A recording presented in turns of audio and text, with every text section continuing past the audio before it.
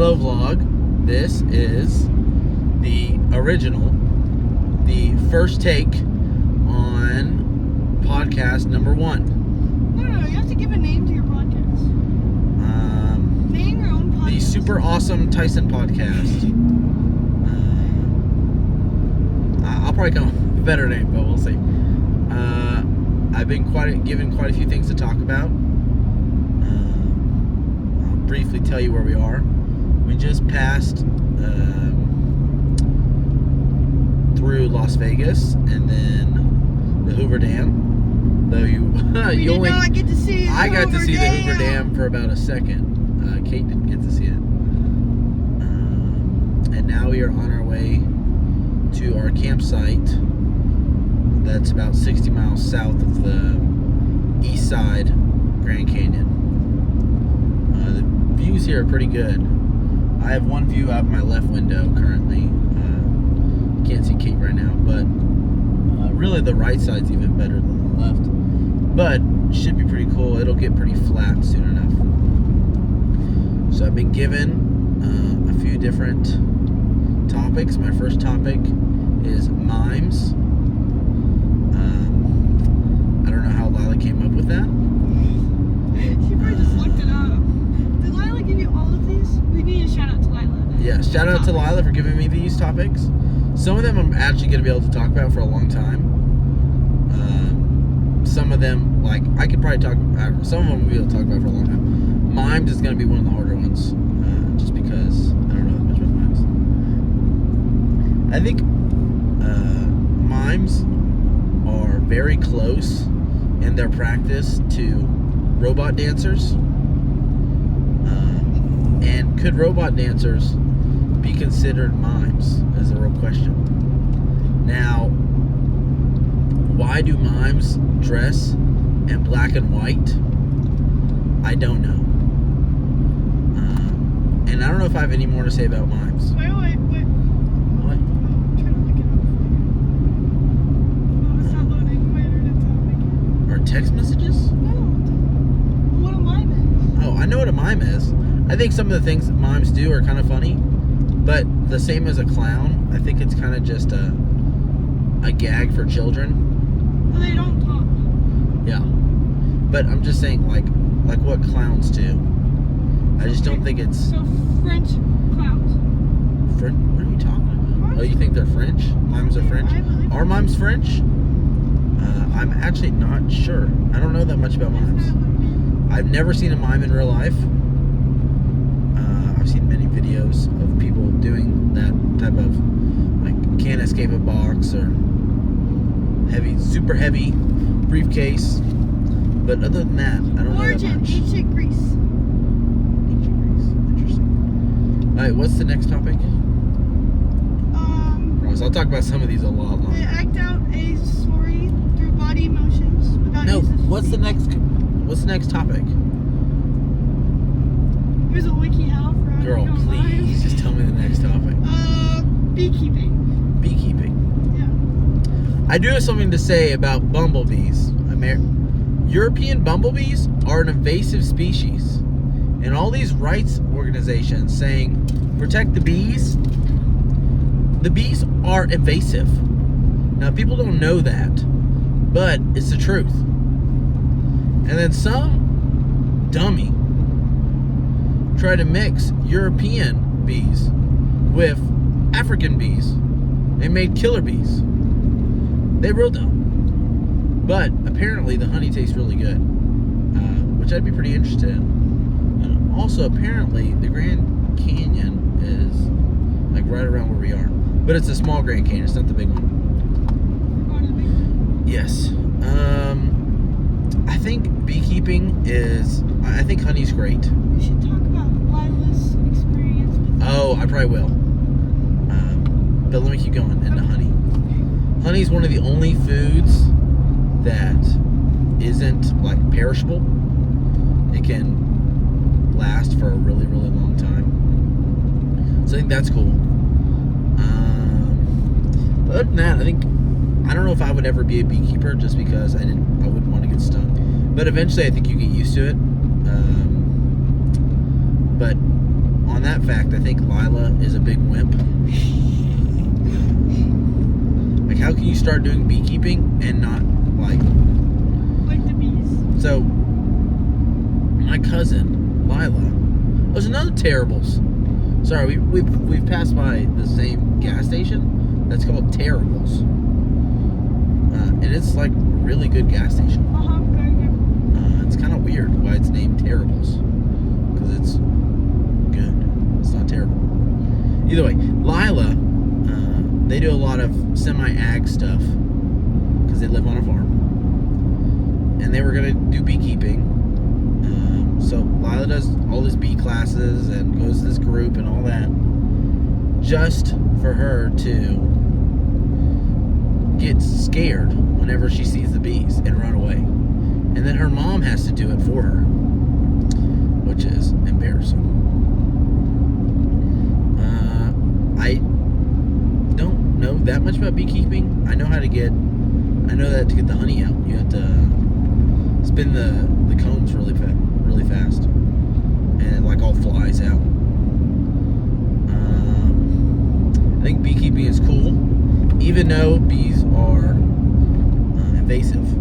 They're European bees, at least the ones that everyone makes honey with. Because in reality, most bees don't actually sting. Oh my gosh, the gas is so much cheaper here. Sorry, well, we've entered Arizona as well. The gas prices is about $1 less, $3.50, which is not so far from where we live. So, yeah, I don't know. What's the next one? Honey is a natural energy. It's a natural energy. Yeah, it's like a pre-workout. If you take a thing of honey, like just a spoonful of honey, it equals about the same amount. Like it gives you more natural energies than it does a pre-workout. Interesting. Hey, what's the next topic? Blue foods, grammar, or meaning of life. We'll start with blue foods. Second, Blueberries. Blue foods. My favorite blue foods are, I like fresh picked blueberries only. All the other ones don't taste that good to me. What are other blue foods? Blackberries are blue. I don't really love blackberries. I feel like not that many things are blue that you eat. I love the color blue. Blue Sour Patch Kids. I don't like. I do like. It's probably my least favorite Sour Patch Kid. But I don't know what foods are blue.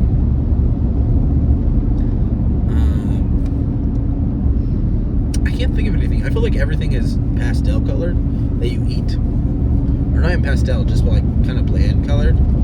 Like mashed potatoes are white. I'm just thinking of my favorite foods: mashed potatoes. Chicken is also white if you grill it. If you fry it, it's just kind of orange. I don't think anything's really blue. Like a shark is blue, but it's only its skin. So, yeah, I don't know if I can talk about that for that long. I will definitely talk about other things for longer. But I'm sorry, we've had 3 short things. You know any other blue foods? Not really. Blue M&Ms, blue corn. Blue corn. Yeah, there's blue corn. They come in all different types of colors. I didn't know that. I don't like corn, so I will say with blue, blue has always been my favorite color. Kate piggybacked that off of me. No. She liked green, but then all of a sudden she started liking blue. That's true. Her room was painted green. Somehow it changed. My room was painted blue. But I will say I've always hated light blue. Now, I enjoy the color of the sky type light blue, but I really dislike most light blues. And I really, really like most dark blues. You can actually look up natural blue, and it's phosphorus blue or something. Lithium blue, maybe. Oh, it's a little dust devil. Massive tornado. But that's definitely my favorite blue. So we have 2 more. We have grammar, which I can talk about for a few minutes. Meaning of life, which I can talk about for a while. Start with grammar. Grammar. The grammar of English has been changed throughout history. You could go back 1,000 years and you probably couldn't find, you wouldn't be able to understand people in England talking English unless you really had them slowed down for you and explain what certain words mean. And even then, their accents are so rough to your ears, and it would be so difficult. But what most people don't know is that English actually massively changed from what it once was, even before that. So it's gonna be kind of hard to hear me, but I was blue truck, but I wouldn't eat that. It's not something I would eat. So after the Anglo-Saxons came over and settled England, this dude, I'm not going fast. What is he doing? Sorry, some people drive so terrible. It's just dumb. So after the Anglo-Saxons came and settled England, they were ruled, it's kind of complex, but eventually they were being ruled over by the Normans. Now, the Normans spoke French because they were in current day Normandy.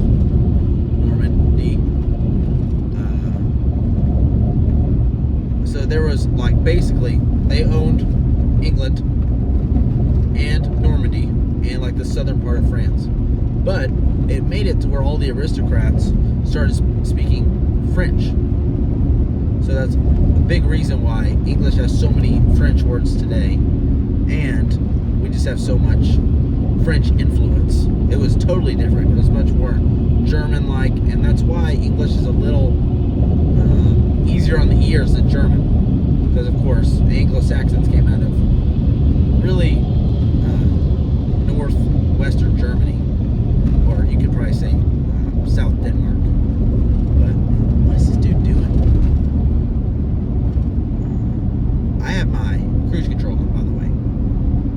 I'll be going 65, which is the speed limit. After that, England was independent till now, and they cultivated their own language.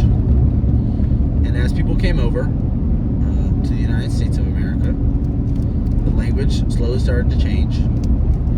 And a lot of people say Southern drawl is just, not a lot. This is from someone, a speech professor. Southern drawl is really just slowed down English. Not English, but English accent. So it's kind of weird to think about, and you can kind of do it yourself. If you go talking that and then try to speed it up, it's kind of weird. But then the American accent was created. Now it was so much less formal than Britain. It slowly developed its own, really everything. And I've been talking about this for a while. And then over time, we became influenced by the multiculturalness of the United States of America. And we have new words like cap, which many of you do not know what that means. We have a lot of slang. But that happens to every country, to every people group, anywhere. And we went to Belize, and we did a little tour to this island that was really cool, and swam with some stingrays. But when we were there, the people that worked there and drove the boat and all that, they spoke English. But when they talked to each other, you could not understand a single word they were saying. You would catch some words, but almost everything you could not understand because their slang was so much different, and because their accent was so strong. And that's basically what you would be like if you went back 1,000 years to England and tried to talk to people. It wouldn't be anywhere as hard as learning a language to understand it, but it would be difficult. It'd be nearly that.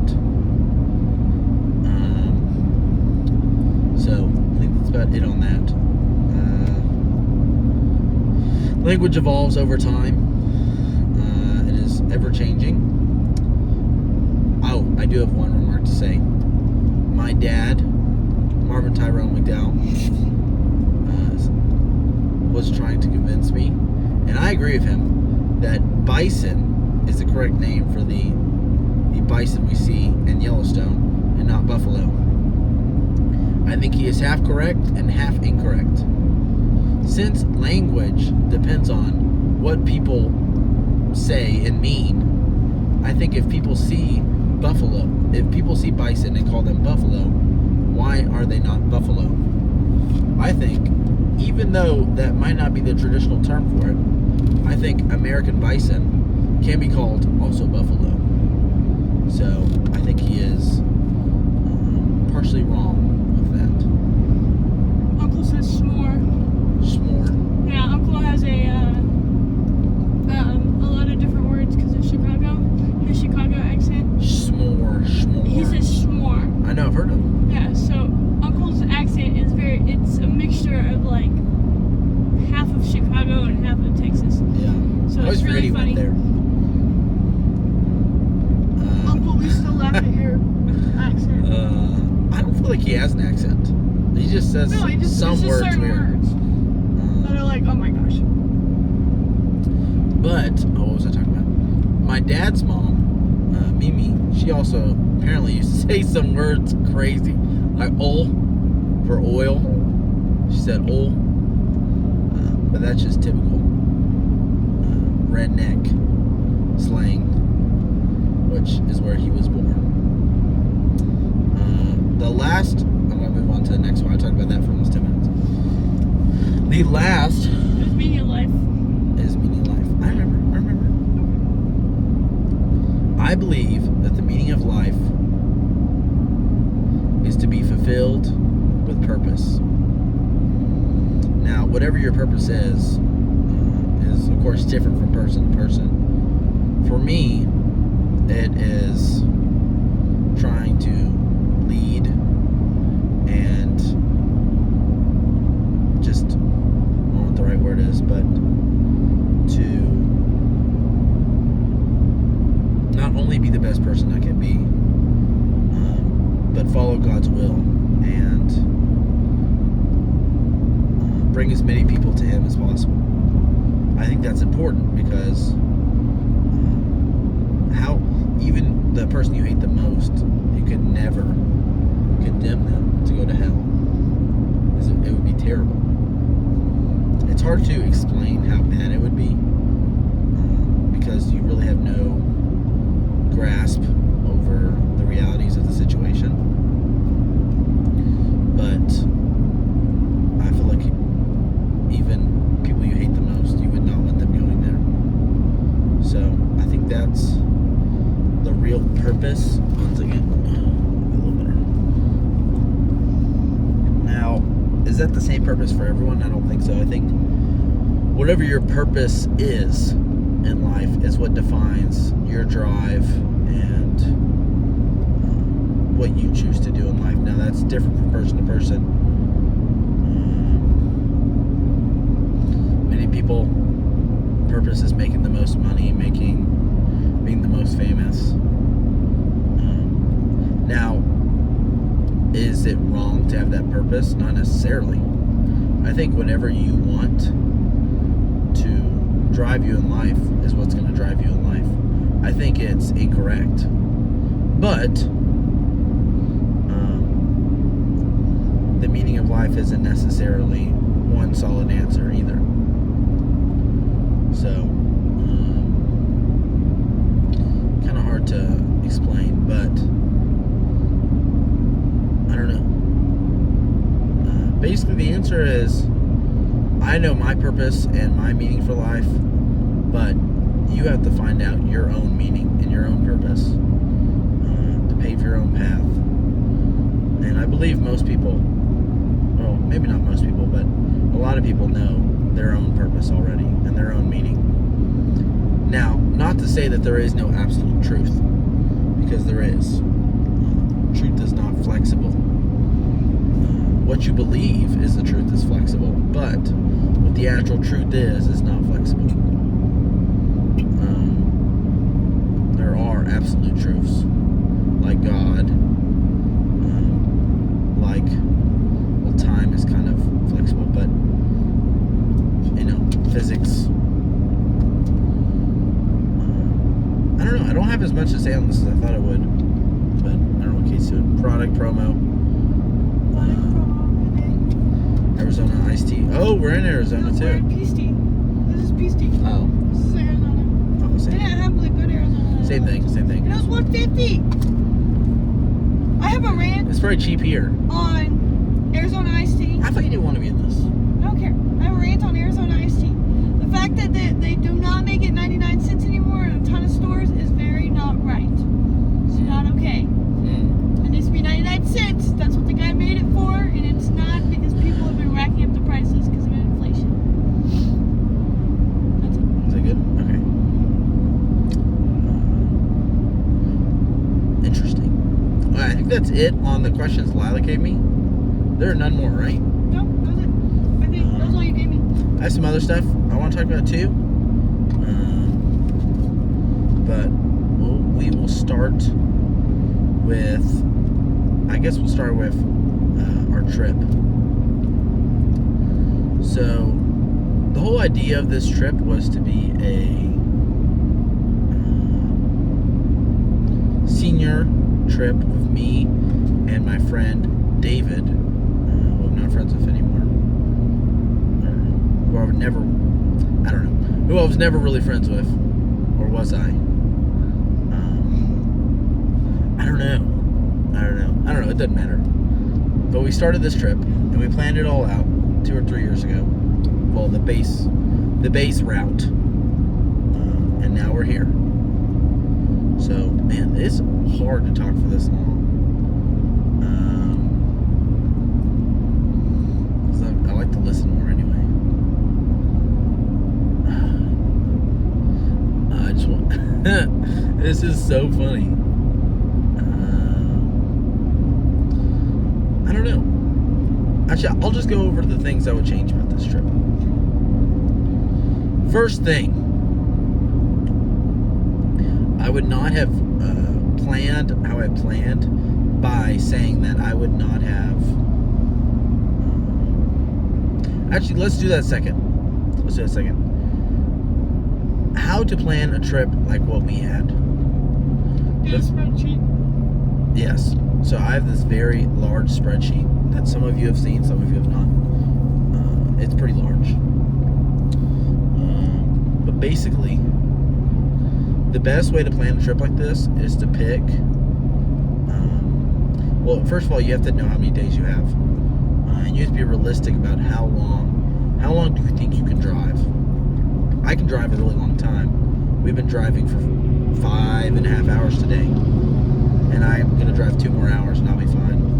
And it's almost 5 o'clock. We started late at 10, but I had already drove a whole hour before that, so really I've been driving for 6.5 hours today. I could drive for 8, 9, 10 hours a day. And a lot of other people can too. But it's what can you handle, what type of rig are you pulling, and how many people do you have, all that. So once you have that figured out, if you're doing a shorter trip, it just depends also how many destinations you want. But let's just start with the time frame. If you have a shorter trip, let's say it's 7 days, or let's say it's 3 days. You have to think, depending on how far you want to go, like let's say you start in Houston where we live, and also what type of trips you like to do. You have to put out a budget for yourself, and I don't know, I'm saying kind of overview things because it's kind of almost obvious, but because it's like almost trying to bring up trips. I don't know, I'm definitely better at making longer trips like this, which was 36 days, which is quite a while. So let's just talk about those types of trips. Let's not talk about the short trips. So if you're going to try to plan a trip that's over, or or really over a week. You want to pick places. You don't want to pick one place. So by meaning, like, we had the Yellowstone trip that our main family did, and we only picked, of course there were stops along the way, but there was only one main stop. Ain't no way this dude's passing me. And look, we're gonna go up this hill and he's not gonna be fast enough to go up, and he's gonna go back behind me, and then when we start going down, he's gonna pass me again. Watch. I bet y'all can see him. Watch, he's gonna slow down. Or maybe he'll power through. Is he gonna slow down or is he gonna keep going? Oh, he might keep going. I don't know. He's trying to push through. We're gaining on him again. I've been going the same speed the entire time. This happens every single time with these dang semi drivers. So tired. They act like I'm a semi, and I have trouble going up hills. I do not have anywhere as much trouble going up hills as they do. So yes, so if you're planning on going on a, he's gonna pass again when we're going down this hill. It's so dumb. So if you're planning on going, oh my gosh, on a longer trip, I would say one that's longer than 1 week. You want to plan multiple destinations. So like on our Yellowstone trip, we only had one destination. I'm not going to say this is like some horrible thing that Poppy totally screwed up and he should have done it differently. But if you're on a trip like that, even if it's just the slightly over a week that they had, maybe 10, 12 days, of course, my parents took a lot longer and came back. I would plan multiple stops.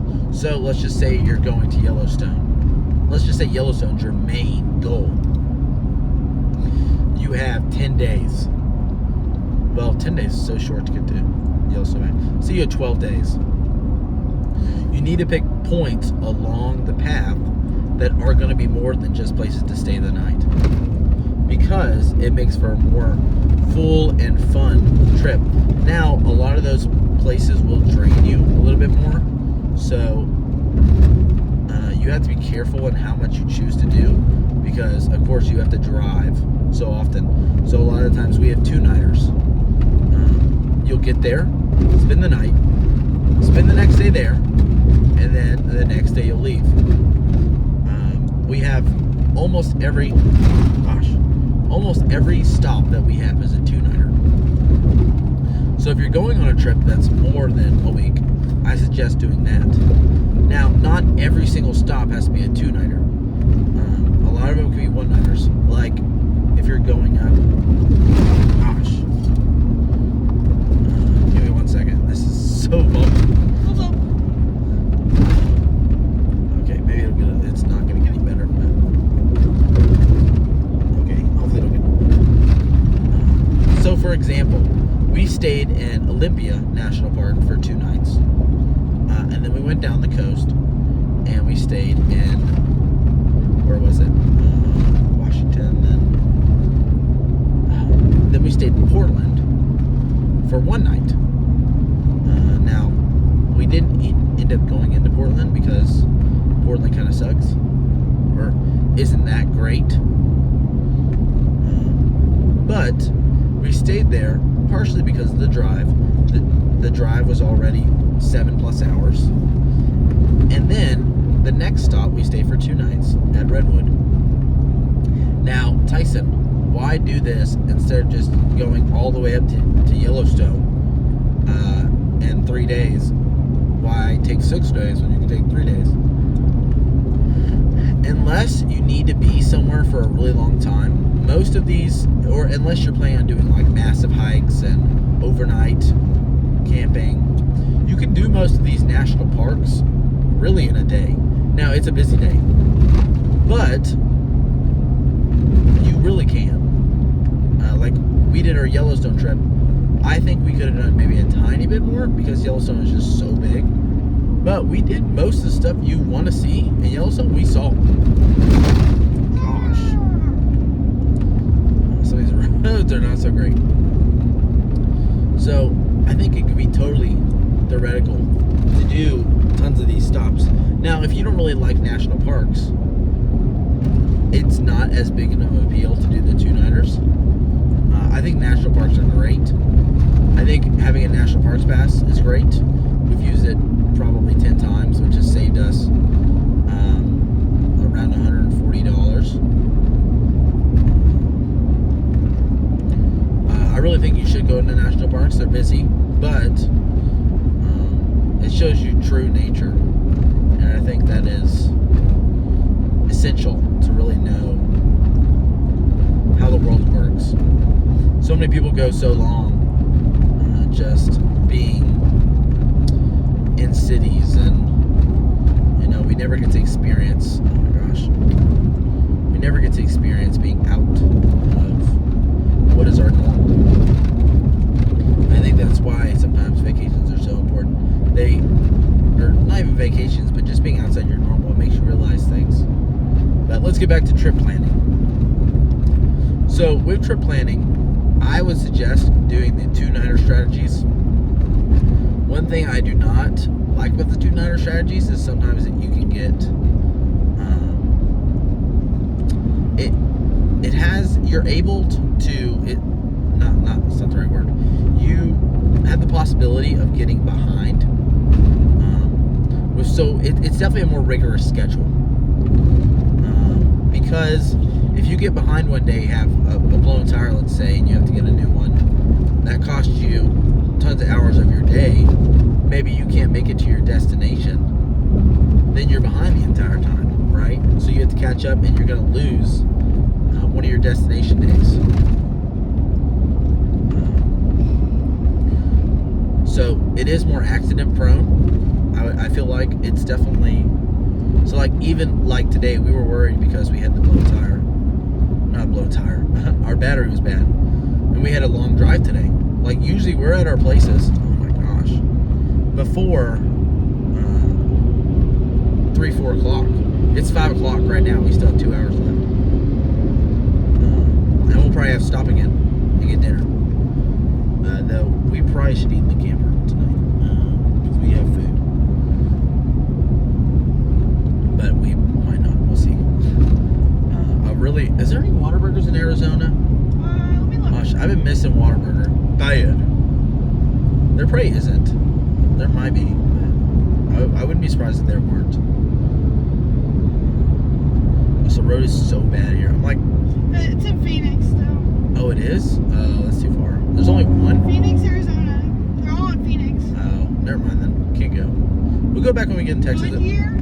First one when I see when we're back in Texas, we're going. Goodyear, Peoria, Glendale. There is one in Arizona, actually. Mesa. Is there any by Flagstaff? We can look when we get there. Or on our route. Can you just look on our route? I don't know. What was I talking about? Oh, so you have to be careful with the 2-nighters, but I think they're very beneficial. I think, oh yeah, that's pretty cool out here. I think that it's the superior way to plan trips at the moment. Now, there's a lot of things I think I would have done differently with planning where we camp. I would say always, unless you really want to do extra stuff, I would just say to remove some of the work. Stay, like, I know it costs more, but unless you're really on a budget, basically, I would stay in places that have electricity. State parks are cheap, and sometimes they have electricity, but sometimes they don't. And we stayed in 2 or 3 that didn't. Now, it's not the worst. It's not terrible. But you have a lot of limitations with your food. Can go bad. Now, I will say, if you're just staying for a very limited time space at a state park, like let's say you just have, I'm saying like your overall trip is 3 days, and you're staying at a state park for 2 nights. I wouldn't say it's necessarily a bad thing to stay at a state park, because if your food will go bad, but way after your stay, as long as you have like an ice chest. But other than that type of situation, I would definitely not totally advised unless you're on a extreme budget. But some of the best parks I've seen are KOAs, and Good Sam Parks is a place that we saw recently. I need to look more up about them, but the Good Sam Park that we stayed at was very nice. I don't know if they're all nice, but I hope so, because I'm going to try to start staying at pretty much exclusively KOAs and Good Sam Parks. But we'll see. Another thing I would do, if you are taking the 2-night method, oh my gosh, and you are trying to stay by national parks, or even just places in general, you should always, like, I looked at maps of the national parks, like where they were on the map, and I would book somewhere close to that.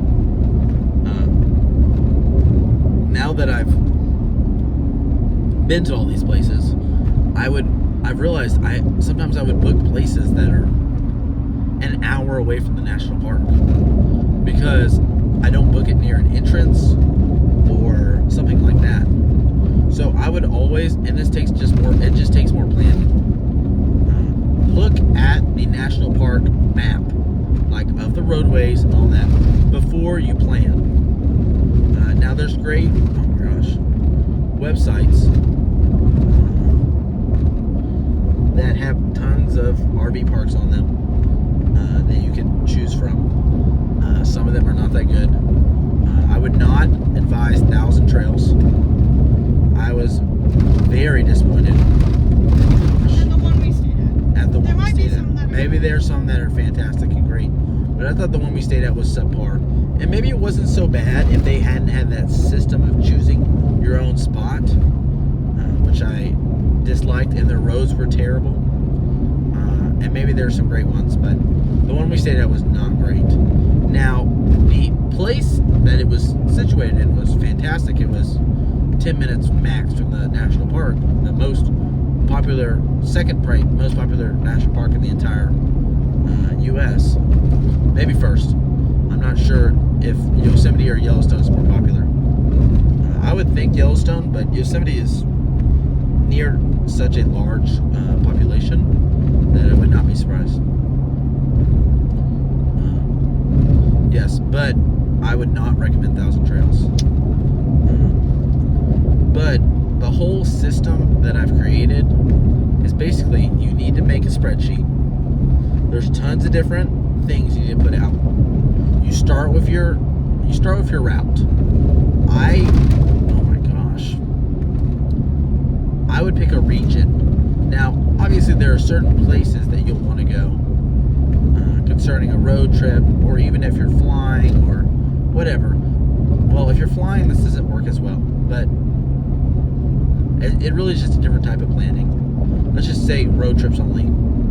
The best way to do it is, especially if you're doing a road trip, is you don't want to ever cross where you crossed, and you want to make loops. Now, to make loops, it's not necessarily massive loops or anything, though the farther away from where you originally went, I think it's the better. But what was I going to say? You almost want to pick regions to go to, especially if you have a shorter one. So, like, let's say you want to go to Florida, which is in itself almost a region, right? So you would drive. I'll do a practice planning. So if I were going to go to Florida, I would leave and I would drive to Tallahassee. That would be my first stop. It's a fairly long drive, but there's lots of stuff to do around Tallahassee. I would stop there. If we have anything planned to do there, we would stop and do it, obviously. We would stop for the next day. It would turn into a 2-nighter. Oh my gosh. It would turn into a 2-nighter. But if we don't want to do anything there, we would keep going. I would then go to Orlando, and you would spend multiple days at, let's say, Disney World. And then the next day, you would travel to Miami, spend a 2-nighter there, and then you could travel down to Key West or wherever. You don't have to do Key West. And then I would, as you're traveling back up, instead of what you originally, you went through the middle and then you went on the east side, I would go to the west, go through the Everglades. I'd spend 2 nights there. Keep going back up, hug the west side. I'm not sure exactly which cities are there, but obviously there's stuff there. Maybe drive back. You probably sadly have to go back some of the similar route just because your destination was Florida, that region. But what people will often do in a road trip is like, 157. All right. That's basically where we're going. Well, they will pick one place, like let's say Disney World, and say, let's drive to Disney World. When there's so much more stuff you can do in a trip other than just one destination. And that is really me and Kate's trip. We don't have one destination in our trip. We have 15. We have a lot. Like Yellowstone, Glacier, or I have a new counting system actually. Glacier, North Cascades, Olympic, Portland. Then the next one was Redwood, San Francisco. No. Yosemite, Sequoia, LA. And now we're going to Death Valley, that's 11. Or we went to Death Valley, that's 11. And now we're going to Grand Canyon, Moab, San Juan National Forest, Guadalupe, Enchanted Rock, home. So that's 16 different locations. Now, of course, we have 35, 36 days. But you have to think, an average, that's about one location every 2 days. And I think that's the best way to split up your trip. I would say don't spend all your time at one place because you end up getting almost a little lazy. And I'm not saying that's necessarily a bad thing. We've had a lot of days where we've just chilled out. But you want, that dude literally passed me earlier.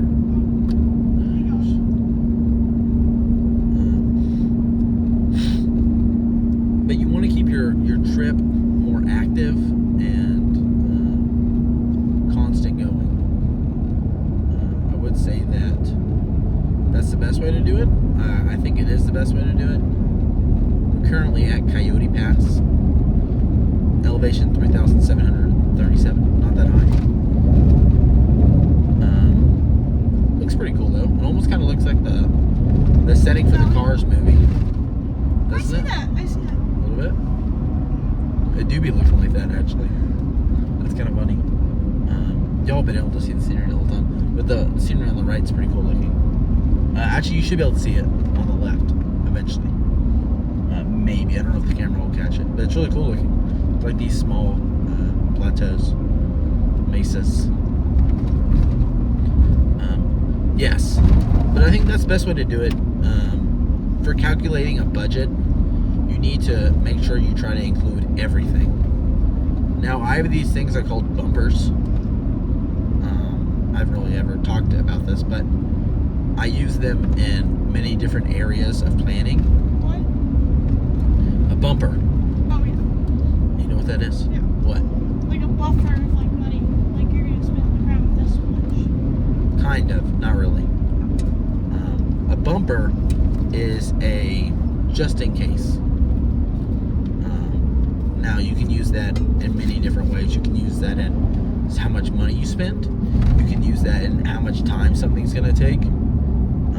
And I really do think you should do this in everyday type things. Like if I have a small trip, like an hour somewhere, I'll typically add 15-minute bumpers on both sides, just in case something bad happens. And the longer a trip is, the longer these bumpers should be. For example, with our time estimates, we didn't go off the time estimates for places that we were like, just how long the Google Maps said. we went off our bumpers combined with Google Maps. Now my bumper for long road trips like this is 30 minutes every 2 hours. Now, sometimes it's more than that, sometimes it's less, but I feel like that actually holds up fairly well.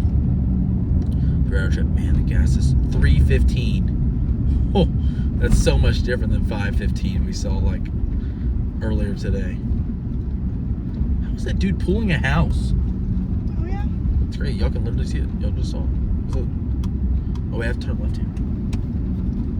Sorry, I might have actually missed my turn. I don't think so. No, it's forward. Because this is actually a fairly... Flag sign. I think I can turn in both lanes. Yeah, I can.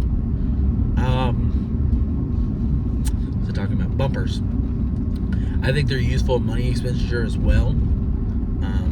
So like we budgeted out everything that we thought should happen, but then I added another... on gas, for example, I added another $1,000. And that's proven to be fairly accurate. Partially because of gas prices, but I would say even more because of, well, it's been because of gas, but it's because we've driven more than we thought we would. It's hard to budget in, man, it's so bumpy. It's hard to budget in driving around not during your, like just during free time, basically. And we had so much more than we originally thought we would. We're like over 1,000 miles more than we thought, which was expected, but you can't predict it. I need to get over.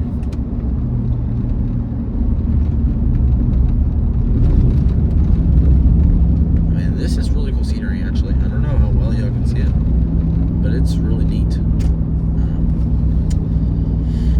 So, I don't know what else to talk about for planning trips. If you need me, if you want to go on a trip and you want me to plan it, as long as I can go with you, I will plan it for free. If I can't go with you, I will not plan it for free. Unless it's really short. Because honestly, if I plan it for you, I could always just use those plans. But, oh man, I guess that's why they're going so slow, because they have a tiny car. Tiny car. But please invite me on your trips. I will gladly plan them if I can go. If I can't go, I might not plan them because it takes a long time. And that's the thing. If you really want to have a good trip, I feel like you need to plan it, but it takes a long time. It's not like it's some short process. What city is this? Williams? I spent a long time planning this trip. I probably spent 40 hours planning this trip. Now, of course, this is a 36-day trip. Most other trips wouldn't take this long. And a lot of that time was checking reservations, double checking reservations, checking them again, because I would get dates wrong and I'd have to cancel the reservation, then rebook it, and then all of that stuff. And especially when you have 36 days, you have to line up perfectly. It's kind of difficult to do it all correctly on the first try. In and out. I'm surprised there's no Whataburger here. There's no Whataburger here? Because I would like kill some Whataburger. It's 5:30. Is it dinner time? I don't know. I could definitely wait like 2 or 3 more hours. But I could also eat right now. So like there's a KOA here. What was I talking about? Planning. Planning takes a lot. There's a Five Guys? No. I really like Five Guys, but I don't see it. Planning takes a lot of time, and it's not some easy thing to do. And a lot of people aren't good at it. And it definitely takes practice. But with time, you can become really good at it. I think doing these types of things, while I am privileged in a way to be able to do these types of things, many people cannot. I think it's great. And I think it's good for you to be able to plan something like this, and gosh, the roads are so bad. This is an interstate. This is crazy.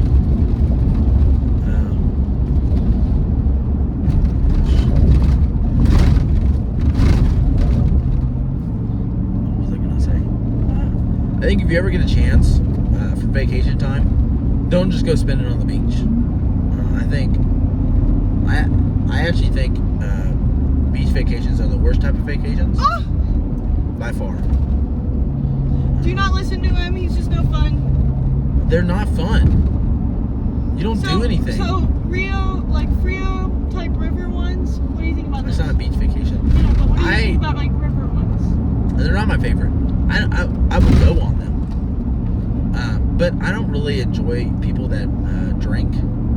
I don't dislike them. I don't think drinking is necessarily wrong. I think it's wrong for some people to drink at all because they can't control themselves. But I don't think that's I don't think that goes for many people. But what was I gonna say? I think the best type of vacations is by far road trips like this. I think a lot of vacations are great when they're not necessarily, they're planned, but they're unplanned. Like, you don't need to plan every single thing you do the entire day. Now, that if you do, that can lead for an extremely productive day. But some of the most fun things you'll do are unplanned things. I will say beach vacations are some of the worst type of vacations. I really can't understand why people like them. I like the beach somewhat. I like water a lot. Like, I love swimming and all that, but I can never, I don't know, get myself to enjoy being sandy. It's just not for me.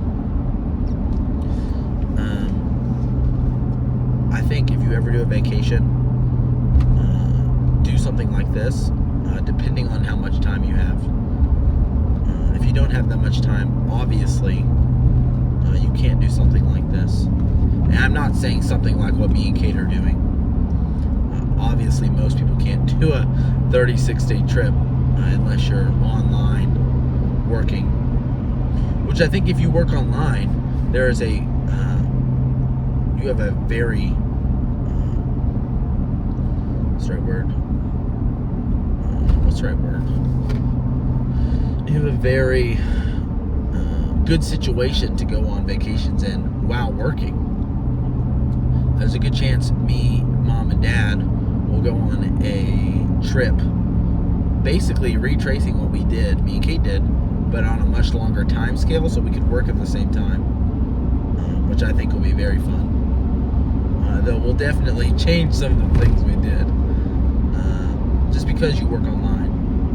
And even if you do work online, there's so many cheap options for living while traveling. And it is expensive, but I would say you can easily make it cheaper. Well, it's hard to say easily. I'd say you can live fairly cheaply living in a camper or a mobile home, especially if you're working online, just because the rents are so low that you can get a rent for $600 a month at a lot of mobile homes.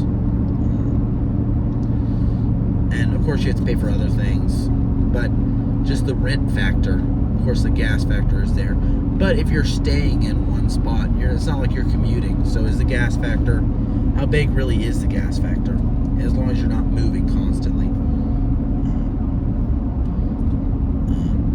But other than that, I don't know. That's how I plan my trips. I think it's by far the most productive and interesting and fun way to do it. One thing to know is know what you can and can't do.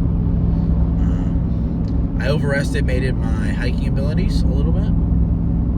Kate got a little mad. I never got mad. She wasn't mad, she was just irritated. Disappointed. I have skills. I'm just not able to execute them. That's okay. But I still think we did hikes that are not like easy hikes. Kate's a little delusional, I guess. Low-key delusional. Okay. Low-key though. Low-key. I'm not delusional, guys. She's low-key delusional with the athletic ability of average people. I would not say I'm average, but I also wouldn't say that hike was average, built for the average person to do comfortably. Because Kate is not average.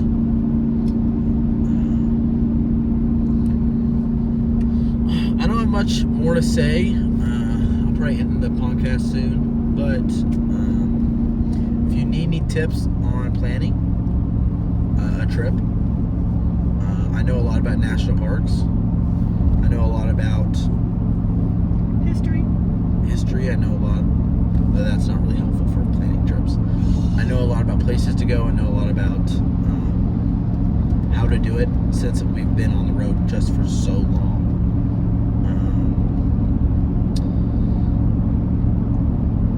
If you do I would not advise doing, and I'm not saying it's the worst way, but I would not advise doing the one campers on board. They still board. It's funny. It's probably on purpose. Oh man, gas is so cheap. It's like literally Houston. I would not plan on having one main stop for the entire trip. Now, if you are going somewhere, let's say like Yellowstone, having one stop or having one main stop is not necessarily a bad thing. And of course you can have the main stop is Yellowstone, but put additional things along the way that aren't just places to stay one night for. And I'm not trying to throw shade at Bobby or anything, though he probably wouldn't watch this far. But I think it's better for driving ability. Of course, you don't have to drive as many days in a row, and just overall fun meter to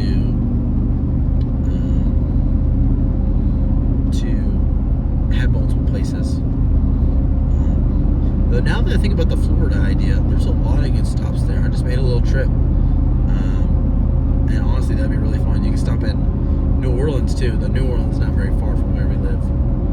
Maybe 5 hours, 6, probably. I think that's about it. I'm actually going to try to run this to an hour, so I still have 2 minutes left. We're going to try to bring you lots of videos tomorrow. Though we'll talk an evening vlog in probably 2-3 hours. I mean, that's a lot of vlog for me. I really need more suggestions to talk about. I was able to talk about trip planning for quite a while. Probably like, 30 minutes? A little over 30 minutes. Probably getting close to 40 minutes. Any more to talk about if you want me to do this again? Put thumbs up. Yes, Tyson, please do this again if you want me to do it again. Or thumbs down. Tyson, you're not interesting. Don't do this again. I will not be offended if y'all don't want me to do this again. It's kind of difficult to talk for this long. I've never had to just talk to myself basically for this long. I'm trying to explain things. Yeah, but I'm not talking to you. I think Texas is the best state. No one's better than us. I'm sad that Texas is turning more Democratic. And I'm not saying what. Oh yes, I want it to be more communist. Sorry. I mean, politics don't matter. There you go. I think whoever you are, it's about the real person inside of you. And I don't think you're dumb if you're a certain political party. Hi guys. I don't think you have a lower IQ if you're in a certain political party. But That's just how life is. Thank you for watching the vlog, and I will see you later.